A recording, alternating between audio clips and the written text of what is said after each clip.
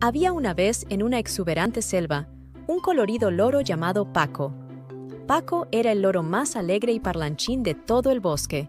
Siempre estaba buscando nuevas aventuras y amigos con quienes compartir sus travesuras. Un día, mientras volaba de rama en rama, Paco se enteró de algo emocionante. Era el cumpleaños de su amigo Jorge, el jaguar. Jorge vivía al otro lado de la selva, y Paco no podía perderse la oportunidad de ir a su fiesta. Sin perder un segundo, Paco desplegó sus alas y emprendió el vuelo hacia la guarida de Jorge. Mientras volaba, imaginaba qué regalo le llevaría a su amigo. Después de mucho pensar, decidió que lo mejor sería algo hecho por él mismo.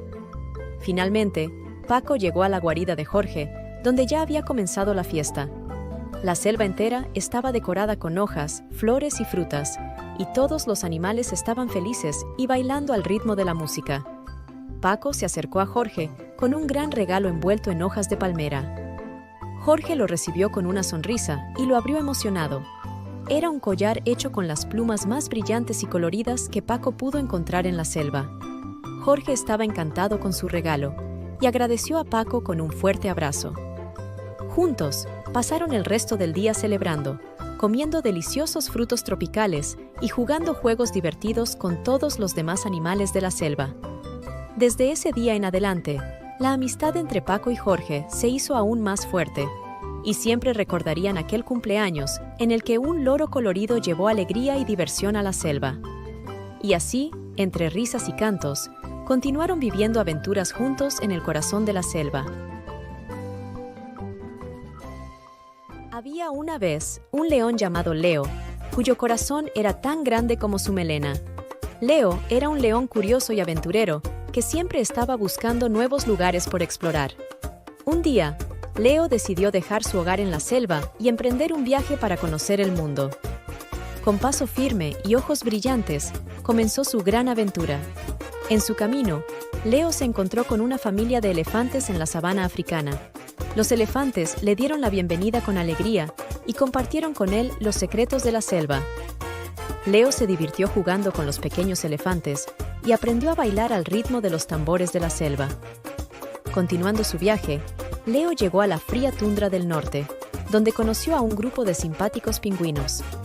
A pesar de ser tan diferentes, Leo y los pingüinos se hicieron amigos rápidamente. Juntos, deslizaron por las resbaladizas laderas de hielo y compartieron historias junto al cálido fuego de una hoguera improvisada. Después de despedirse de sus nuevos amigos pingüinos, Leo viajó hacia el este y llegó a un exuberante bosque tropical. Allí conoció a una familia de monos traviesos que lo invitaron a columpiarse entre las ramas de los árboles y a disfrutar de las deliciosas frutas tropicales. Más adelante en su viaje, Leo se encontró con un grupo de delfines juguetones en el océano. A pesar de no poder hablar el mismo idioma, Leo y los delfines se comunicaban a través de saltos y giros en el agua. Juntos exploraron los arrecifes de coral y nadaron entre peces de colores brillantes. Después de recorrer muchos lugares y hacer un montón de amigos, Leo decidió que era hora de regresar a casa. Con una sonrisa en el rostro y el corazón lleno de recuerdos felices, emprendió el camino de regreso a la selva. Y así, el valiente Leo regresó a su hogar en la selva, sabiendo que siempre tendría amigos en todas partes del mundo, listos para recibirlo con los brazos abiertos cada vez que decidiera emprender una nueva aventura. Y así, la historia de Leo, el león viajero, se convirtió en un cuento que se contaba una y otra vez, llenando los corazones de todos los que lo escuchaban con alegría y esperanza. Había una vez, en un rincón mágico del jardín, un hormiguero muy especial. Entre sus túneles y cámaras, vivía una hormiga llamada Antolina, conocida por todos por su valentía y su gran corazón.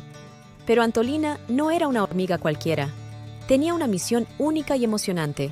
Era la conductora del tren de los túneles, el medio de transporte más importante del hormiguero. El tren de los túneles era una maravilla de la ingeniería de las hormigas. Todos los días, ella recorría los sinuosos caminos del hormiguero, llevando a sus amigas hormigas de un lugar a otro.